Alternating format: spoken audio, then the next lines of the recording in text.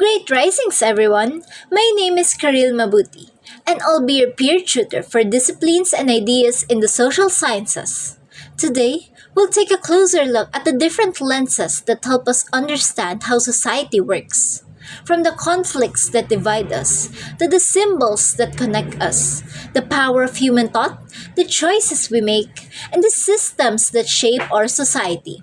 Together, let's explore how conflict theory, symbolic interactionism, psychoanalysis, rational choice theory, and institutionalism understand the unseen dynamics that shape individuals and communities. So let's start with our first lesson, conflict theory. Now, ano nga ba ang conflict theory? Conflict theory is based on the ideas of Karl Marx.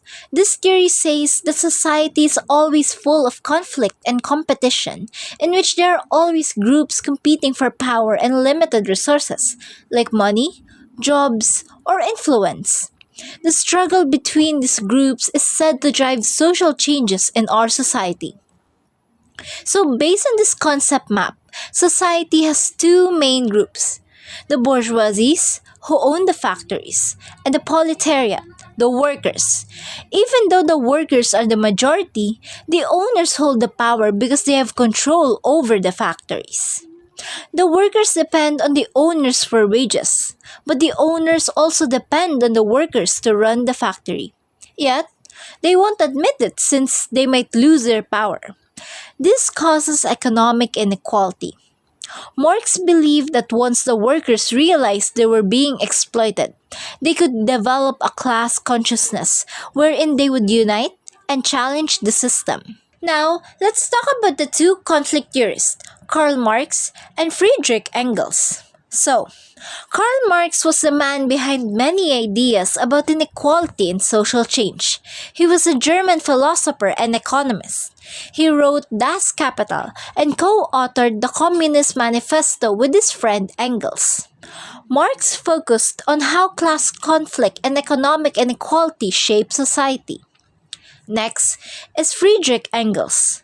He was a German philosopher and writer who supported Karl Marx, not only financially, but also by helping to continue Marx's works after his death. Engels reworked Marx's ideas and helped publish the later volumes of Das Kapital. He was actually the person who made sure that Marx's theories will continually be made known. Moving on to the core assumptions of conflict theory. The first one, competition. It is said competition is natural and constant because resources like money, jobs, and influence are limited. 2. Revolution. Social change usually happens through big conflicts or struggles between groups, rather than slowly through small adjustments or gradual reforms. 3. Structural inequality. Power imbalances exist in all relationships and social structures. It is said that some groups always have more influence than others. And the last one, war. It is a long-term conflict between groups that can lead to war, which may either unify society or act as a cleansing force for the existing structures. Now that we've discussed conflict theory, let's move on to Marxism, which builds on similar ideas. Marxism is a perspective that studies how capitalism affects labor and inequality. In other words, it looks at how the struggles between the rich and the poor shape society and can eventually lead to revolution and the establishment of communism. Its main thought, to each according to his own ability, to each according to his own needs. It says that everyone should contribute based on what they can do and receive based on what they truly need. Moving on to the key idea. Marxism explains social conflict through the fight between the rich bourgeoisie and the poor proletariats. Marx's main arguments are that repression leads to revolution, in which the unjust use of authority sparks change.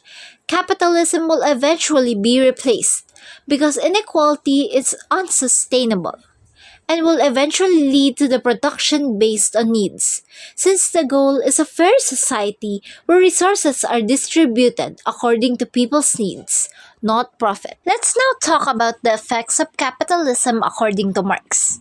First, alienation. Capitalism causes people to feel disconnected in several ways. First, from the product of their work, since they don't truly own or relate to what they make. Second, from the process of working, since they have little control over how they work. Third, from other workers, since instead of cooperating, workers often compete with each other. And lastly, from themselves, since this leads to a loss of identity and a lack of connection between the worker and the occupation as a result of industrialization. The second effect is false consciousness. This happens when workers accept inequality because the dominant class imposes its ideas. Workers may not realize their real situation and therefore do not question the system or fight for change. So here we have the conflict theory's final stage, which is connected to the idea of communism. This is what Karl Marx believed society would eventually reach. In this stage, the proletariats or the working class finally rise up and overthrow the capitalists, who are the owners of the businesses and wealth. After that, society becomes classless, meaning there are no rich or poor. Everyone is just on equal ground.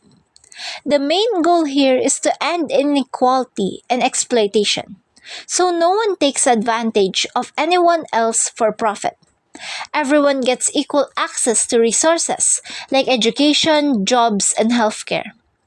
In short, this stage represents Marx's vision for a fair and equal society, where people work not for personal gain, but for the good of everyone. So to sum it up, conflict theory shows that society isn't always balanced or fair. It is driven by power struggles between groups. So that is lesson 1, conflict theory. Now, let's move on to the second lesson, which is symbolic interactionism. So, symbolic interactionism is a micro-level theory, which means it focuses on small-scale interactions, like how people communicate and create meaning in daily life. It says that our behavior is shaped by the meanings we attach to things through our social interactions. Society, according to this theory, is built and maintained through shared meanings. We all act based on what things mean to us, and those meanings come from how we interact with others.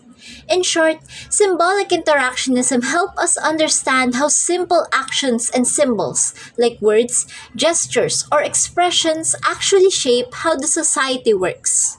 For example, the color red can mean love or passion to some, but danger or warning to others. A sprout might symbolize new beginnings or growth, while for someone else it could just mean food or farming. And the handshake? That could mean greeting, agreement, or respect, depending on the culture or situation. Basically, it depends on how people interpret it. So, this simply shows that meanings aren't fixed. They're created through social interactions and can change from one person or culture to another. Herbert Bloomer was the one who coined the term symbolic interactionism, and he described it through 5 main characteristics. First, human interaction. This means people act and react based on how they interact with others. Second, he said people don't just react automatically. Instead, they interpret the situation first before responding. Third, our responses are based on the meanings we attach to things, not just the things themselves. Fourth, we use symbols like words, gestures, or objects to communicate those meanings. And lastly, between a stimulus and a response, there's interpretation. We think about what something means to us before we act. So, according to Bloomer, our behavior depends on how we understand and interpret the world around us, not just on what happens to us. Symbolic interactionism is built on 3 main premises. First is meaning. People act based on the meanings things have for them. For example, a person sees a dog on the street. If a dog means danger to them, they'll avoid it. But if it means a friend, they'll pet it. Second is social interaction. This means that meanings don't just appear out of nowhere. We learn them through our interactions with others. Like how handshake means respect, because that's what society taught us. Lastly, interpretation. Meanings aren't fixed. People can reinterpret or modify meanings depending on their experience or situation. For example, going back to the example about dogs, for instance, if someone who feared dogs gets a friendly pet, their meaning of dogs may change. So, overall, symbolic interactionism shows that our behavior depends on how we define and interpret things. Let's now talk about the four key figures of symbolic interactionism. They each help shape how we understand social interaction and meaning. These figures all focused on how meaning, self, and interaction shape who we are and how we behave in society. First, Max Weber. He was one of the most influential sociologists who studied how industrialization affected society. Weber focused on individual perspectives and how people interact in social structures. He also introduced the idea of rationalization, meaning that people's actions become more organized and goal oriented as society develops. Next, George Herbert Mead. Mead is considered the father of symbolic interactionism. He explained how our self developed through interaction with others. He introduced the concept of I, our spontaneous natural self, and the me, which represents how society sees us. Basically, we build who we are through communication and relationships. Third, Charles Horton Cooley. He introduced the looking glass self. The idea here is that other people act like mirrors. We see ourselves based on how we think others see us. There are three steps. We imagine how others see us, interpret their actions, and form our self-image from that. So our confidence or insecurity often comes from how we think others perceive us. Lastly, Irving Goffman. He compared social life to a theater, calling it dramaturgical analysis. He said we're like actors on a stage, playing different roles depending on the situation, like being a student in class but a friend outside. Goffman also introduced impression management, which is how we control the image we show to others. Basically, how we perform to create the right impression. Now, let's talk about constructivism, which is actually an extension of symbolic interactionism. Constructivism says that reality is socially constructed, meaning what we see as real isn't just naturally there. It is something that we create together through shared meanings and interactions. For example, things like money, loss, or beauty don't have meaning on their own. They only become real or important because society agrees on what they mean. So basically, what lasts in society are the meanings that most people agree upon. Once people stop believing or agreeing with them, those meanings can change. This says reality depends on social agreement, since it exists because we all believe or agree with it. So to sum it all up, symbolic interactionism focuses on how people create meaning through their interactions. So that's lesson 2, symbolic interactionism. Now, let's move on to lesson 3, psychoanalysis. Psychoanalysis is both a theory about how the mind works and a treatment method to help people understand their emotions, relationship, and behavior. It's focused mainly on the unconscious mind, the part that stores hidden desires, fears, and memories that still affect how we act without us noticing. Sigmund Freud, an Australian neurologist, founded psychoanalysis. He was the first to propose a complete personality theory, emphasizing that the unconscious mind can influence our thoughts, actions, and feelings even if we are not aware of it. Freud said our mind has three structures: the conscious, preconscious, and unconscious. The conscious mind is what we're aware of right now, our active thoughts and current focus. The preconscious holds information we're not thinking about at the moment, but we can recall it if we try. The unconscious mind is the largest part. It stores deep memories, fears, and desires that we're not aware of. Yet, they still influence our behavior. Example: imagine you're trying to remember your friend's phone number.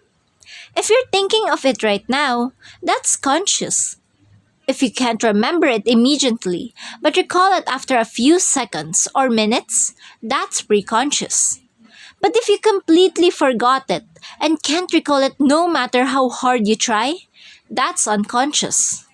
Freud compared the mind to an iceberg. The small part you see above the water is the conscious mind. And just below that is the preconscious mind. And the biggest part, deep underwater, is the unconscious mind. So basically, the deeper you go underwater, the less aware you are. But those hidden parts still control most of what's going on in your mind. By the way, don't confuse this with the three structures of mind earlier. This one is the three structures of personality. If yung kanina is iceberg siya, you can imagine this structure like three friends in a group chat. Laging nag-aaway, but they're still trying to make a decision together. First, we have the id. Ito yung impulsive friend mo who only thinks of pleasure. It follows the pleasure principle, which means it wants instant satisfaction without thinking about what's right or wrong. Next is the superego. Ito naman yung responsible friend. It is the one na reminds you of your values and what's considered right. It follows the morality principle, guiding you to do what's proper and acceptable. Lastly, we have the ego. Ito yung peacemaker of the group. Siya yung aawat. Kumbaga pag may away, siya yung mag-aayos ng conflict. It follows the reality principle, balancing what id wants and what the superego demands. It helps you make realistic and practical decisions. Example: imagine you're on a diet and see a chocolate bar. Your id says, I want to eat the chocolate right now. But your superego says, no, eating that chocolate is bad for my diet. So to compromise, your ego says, maybe I can have a small piece now and adjust my meals later. In short, your id wants pleasure, your superego wants perfection, and your ego wants peace. And together, they shape your personality and choices you make every day. When the id, ego, and superego do not get along, that's when anxiety happens. Freud said anxiety is basically your mind's alarm system. It warns you that something is not right. There are three types of anxiety you need to know. 1. Reality anxiety. This happens when you're scared of something real, an actual danger in the outside world.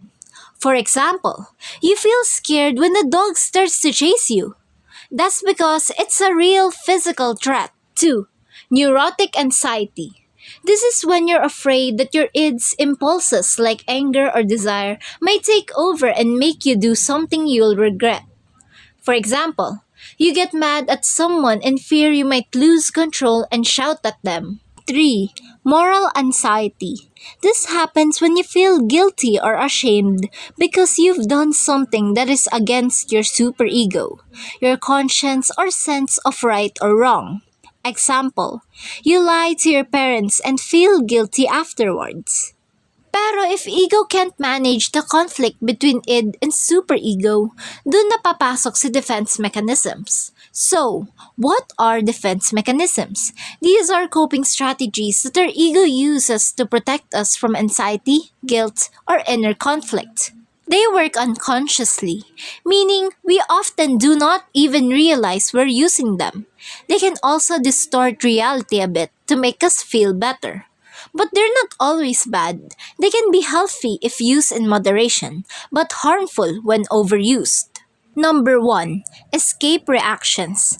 These mechanisms happen when a person tries to avoid or escape an anxiety-producing situation. Number 1. Reaction formation. Acting the opposite of your true feelings. 2. Regression. Returning to childish behavior. 3. Repression. Unconsciously forgetting painful memories. 4. Daydreaming or fantasy, escaping through imagination. 5. Denial, refusing to accept reality. 6. Projection, blaming others for your own feelings. 7. Dissociation, disconnecting from reality or self. 8. Compartmentalization, separating conflicting behaviors or values. 9. Suppression, consciously avoiding a thought. 2. Compromise reactions. These are defense mechanisms where the person faces reality a little, but also changes or justifies the situation to lessen the emotional pain. 1. Rationalization, making excuses for failures. Number 2. Intellectualization, using logic instead of emotions. 3. Compensation, making up for weaknesses in another area. 4. Sublimation, turning bad urges into good actions. 5. Projection, attributing your bad traits to others. 6. Humor, laughing off the pain. 7. Undoing, trying to make up for the wrong actions. Number 8. Splitting, seeing people as all good or all bad. Number 9. Altruism, reducing your pain by helping others.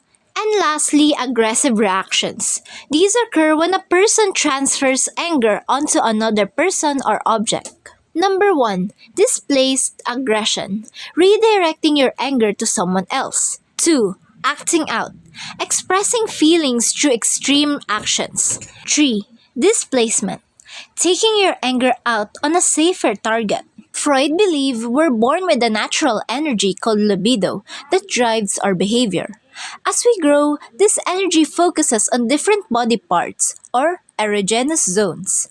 How we handle each stage as children shapes who we become as adults. Oral stage, 0 to 18 months. In the oral stage, babies find pleasure through the mouth by sucking, chewing, and biting. If their needs are not properly met, it shows up in adulthood. Oral incorporative. When babies are too pampered, they may become talkative, dependent, or overreacting adults. Oral aggressive. When they receive too little attention, they may grow up sarcastic or argumentative. Anal stage, 18 months to 3 years. This stage focuses on toilet training, learning control, and independence. How parents handle it shapes adult personality. Anal retentive. With strict training, children may grow up to be perfectionistic. Anal aggressive. With harsh or inconsistent training, they may become messy, stubborn, or rebellious adults.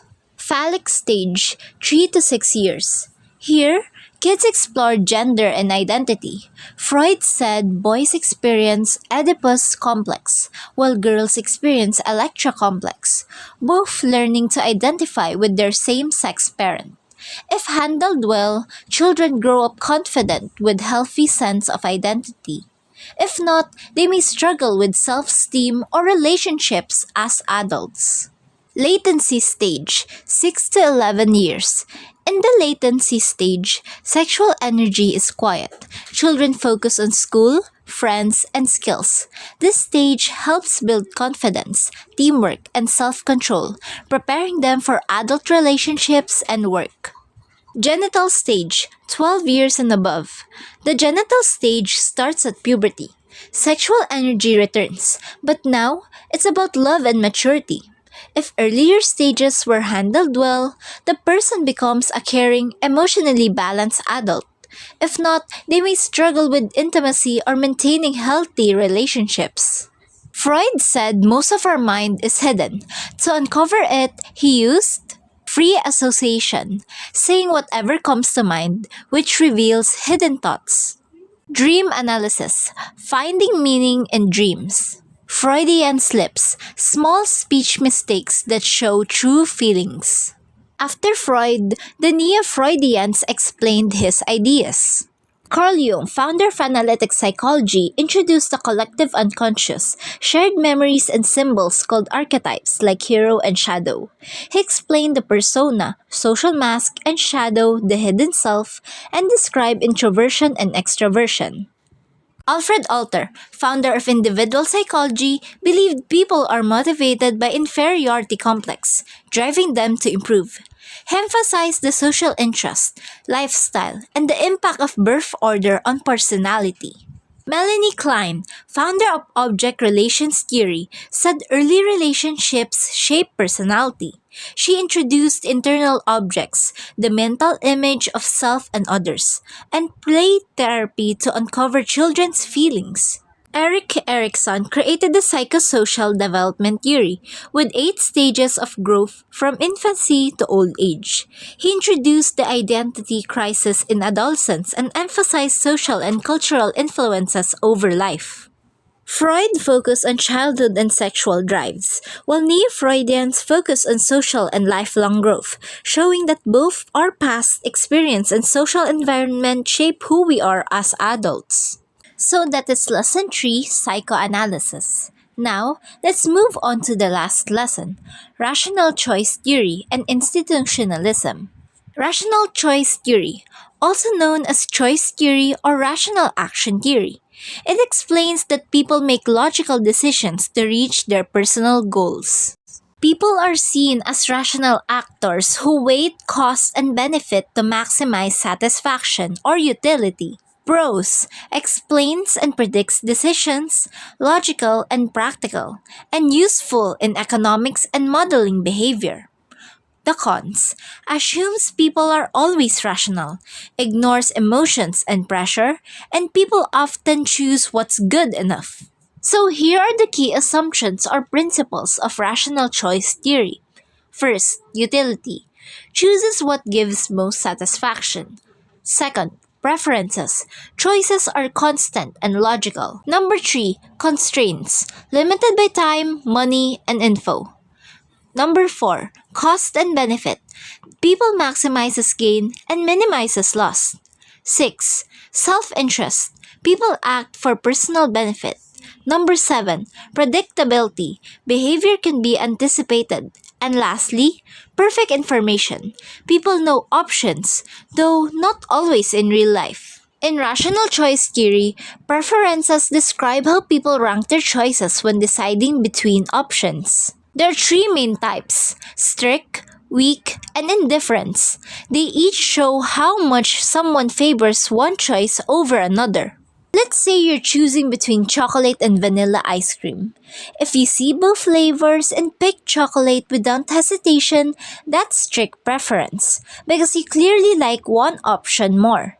If you say, I like chocolate better, but vanilla is fine if chocolate isn't available, that's weak preference, since you have a favorite, but you're still okay with the other choice. And if you say, I don't really like either chocolate or vanilla, that's indifference, because you don't prefer one over the another at all. So basically, this tree shows how people compare and choose between different options based on their personal likes and goals. Now, let's move on to institutionalism. It focuses on how institutions like school, laws, and governments shape human behavior. There are 2 perspectives. Old institutionalism.